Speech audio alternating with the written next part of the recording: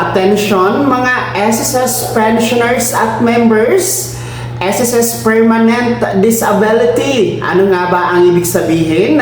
At sino-sino ang pwedeng mag-avail dito mga ka-vlogs? Mamaya-maya sasagutin natin.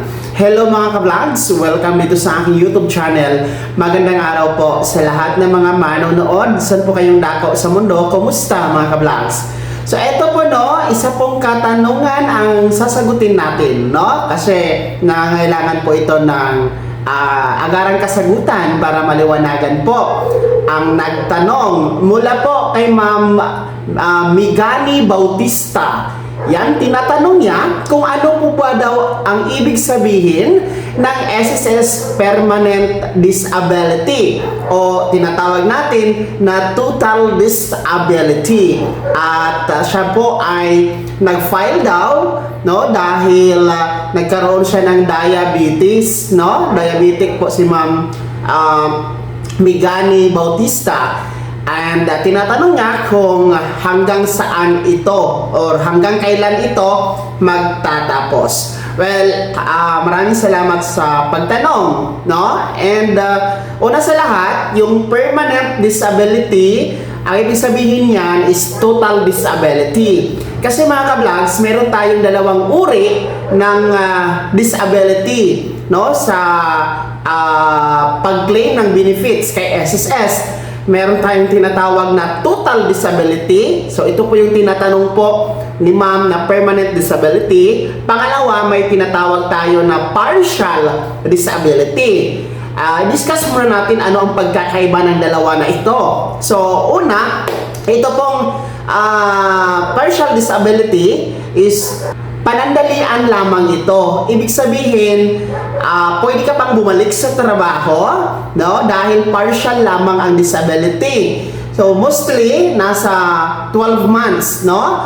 Or isang taon ang hangganan ng ating partial disability. So, ito po ay pension mga ka-vlogs. Pwedeng i-lump sum, pwede nyo pong i-monthly pension yung ating partial disability. Kayo na ang bahala. Samantalang itong permanent disability o tinatawag natin na total disability, talagang lifetime na ito na disability. Ibig sabihin, hindi ka na pwedeng makabalik sa trabaho, hindi ka na pwedeng magkaroon ng source of income dahil po sa iyong kapasidad na magtrabaho. So ano ba ang halimbawa nito?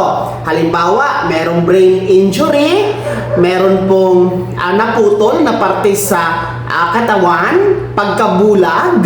So yung mga serious na mga sakit gaya nito, diabetes, no? Sa nagtanong. So yan po ang mga permanent disability. Well, ang katanungan, isa pang katanungan ng ating nagtanong is hanggang kailan ito. So ito po kasing permanent disability is dapat na itong magpensyon. So pwede ka nang mag-file ng pension. Ang tawag o ang kategory ng inyong pagiging pensionado is total disability pensioners. So ikaw naman ay nag-file na at ang status mo permanent, automatic po yun na pensionado ka na, magpe-pension na. Well, ang katanungan ngayon, no, ang nais ko pong itanong sa iyo, naglamsam ka ba? No? Nilamsam mo ba yung 18 months o diretso na buwan ng pensyon ang iyong pinili? Dahil pwede kasi tayo maglamsam, no? 18 months na advance pension. Ibig sabihin ng lamsam, kunin mo, i-advance mo yung 18 na buwan na iyong pensyon, no? Para isahin mo lang na kukunin. Tapos, pagkatapos ng 18 months, doon ka pa magsisimulang magpensyon. So, yun po yung ibig sabihin ng lump sum. Pero, pwede din po na hindi nyo yun pipiliin, pwede na mag-direct ka na monthly talaga ang pension mo mga ka-vlogs, pwede po yun.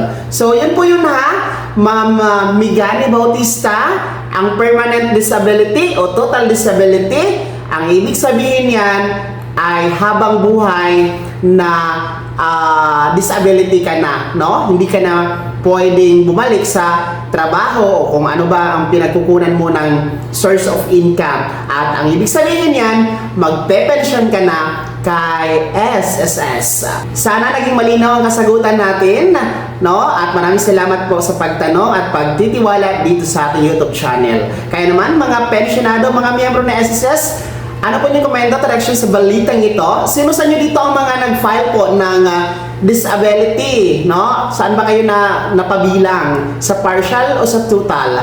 Ibahagi niyo po sa comment section na nasa baba. Pakilaki ng buong pangalan at kung taga saan kayo. Kung bago ka pa lang sa aking channel o di ka pa nakasubscribe, i-click niyo muna ang subscribe button na nasa baba. Huwag kalimutan na pindutin ang notification bell. Ilagay sa all para una ka sa mga balitang i-upload ko. Maraming salamat po. God bless. Mag-ingat mga ka-vlogs.